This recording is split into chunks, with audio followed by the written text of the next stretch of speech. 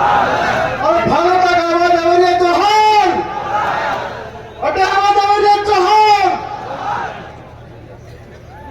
आज मानगढ़ की इस पवित्र और शहीद स्त्री को नमन करते हुए, हमारे शहीद पुरखों को नमन करते हुए मैं अपनी बात को शुरू कर रहा हूं कि आज हम भील प्रदेश संदेश यात्रा को लेकर यहाँ पर इकट्ठे हुए हैं। आज से कई सालों से अलग अलग हिस्सों से, गांव से गणवीर यहाँ पर आ रहे हैं और ये मांग नहीं है। हमारे एमपी साहब ने एक नक्शा जारी किया था, उस नक्शे के ऊपर लिखा हुआ है कि 1896 के अंदर अंग्रेजों के समय में भील कारीगरी के नाम पर वो नक्शा जारी हुआ था। उसके बाद में गोविंद गुरु महाराज के नेतृत्व में गांव गली मोहल्ला के अंदर जाकर सामाजिक जन जागरण किया था, तो बदलू के माध्यम से था। उस दौरान अंग्रेजी हुकूमत सामंती रजवाड़ों के सामने और भीलों के साथ में लगातार शोषण अत्याचार हो रहा था। इसकी मुक्ति के लिए हमने भील टेरिटरी अलग स्टेट की मांग की थी। आज आजादी के बाद भी जब देश आजाद हो गया, लेकिन आदिवासी की स्थिति बदली नहीं है। आज भी आदिवासी विस्थापन की मांग चल रहा है। आज भी आदिवासी विकास के नाम पर विनाश हो रहा है। आज भी आदिवासियों के साथ में अन्याय और शोषण हो रहा है। मैं इसलिए कहना चाहता हूं कि पिछली बार भी यहाँ पर नहीं था, राजस्थान की विधानसभा के अंदर था, और जब विधानसभा के अंदर था तब हमने यह बात रखी थी कि भील प्रदेश क्यों जरूरी है। वो बात रखी थी कि आज भील प्रदेश इसलिए जरूरी है कि कोई मध्य प्रदेश में हमारे ऊपर आकर मुद्दा नहीं। भील प्रदेश इसलिए जरूरी है कि कोई नीमच के अंदर हमको घसीट के मारा नहीं। भील प्रदेश इसलिए जरूरी है कि संविधान की किताब में क्या पूरी 5वीं अनुसूची लागू हो। भील प्रदेश इसलिए जरूरी है कि हमारी बहन बेटी के साथ में अन्याय अत्याचार नहीं हो। भील प्रदेश इसलिए जरूरी है कि आज हमारा वन आज जंगलों में रह रहे आदिवासी को उनके घरों को उजाड़ा नहीं जाए। भील प्रदेश इसलिए जरूरी है कि हमारा जल हमको मिले। भील प्रदेश इसलिए जरूरी है कि हमारी सुरक्षा हो, हमारी संस्कृति बची रहे। और इस बात के लिए हमने सरकार के सामने लड़ाई। आज हमें संवैधानिक अधिकारों के लिए इस मांग के लिए जयपुर में पहुंचाया गया है। हमारे एमपी साहब आज दिल्ली के अंदर, ये देश के अंदर बैठी हुई सरकारों से बात कर रहे हैं।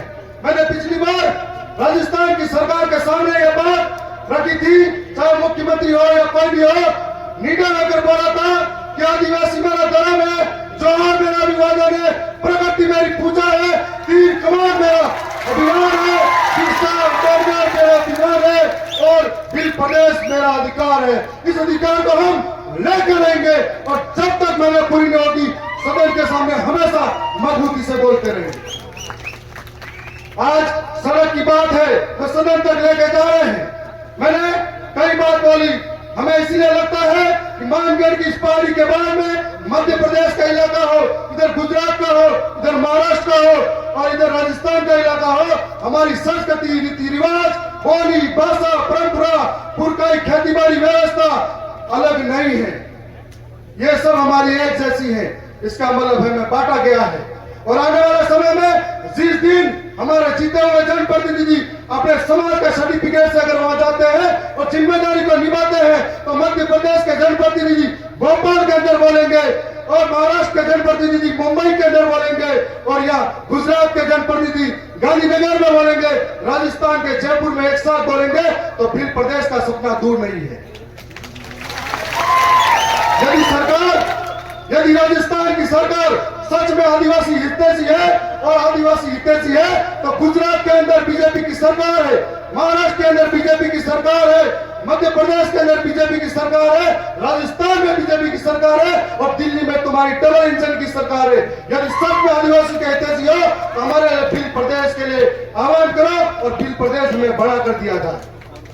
और यह भी कहना चाहूंगा कि हमारे कार्यक्रम के बाद में मुख्यमंत्री का कार्यक्रम फिर रहेगा। वो एक मेला बुलाएंगे, वो नरेगा की लेबर को डराएंगे और यहाँ पर इकट्ठा करेंगे और फिर कहेंगे झूठे झूठे वादे करेंगे। मैं चाहता हूँ असल में आप यहाँ कार्यक्रम में कभी आते हो तो 5वीं अनुसूची की बात करिए, धरातल पर पैसा के कानून लागू कीजिए। जो जमीन पर आदिवासी वन विभाग के अंदर इनके वन कानून नहीं बने उससे पहले से रह रहे हैं उनको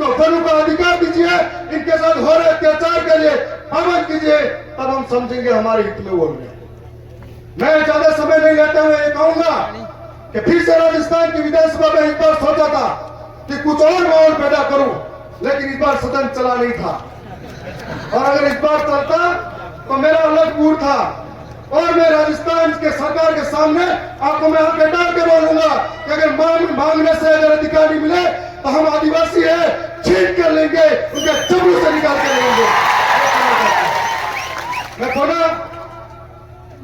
अपनी वाणी को यह विराम देता हूं, और राजस्थान की विधानसभा में जब भी सीटियां बजेगी तब भी बोलता रहूंगा। धन्यवाद।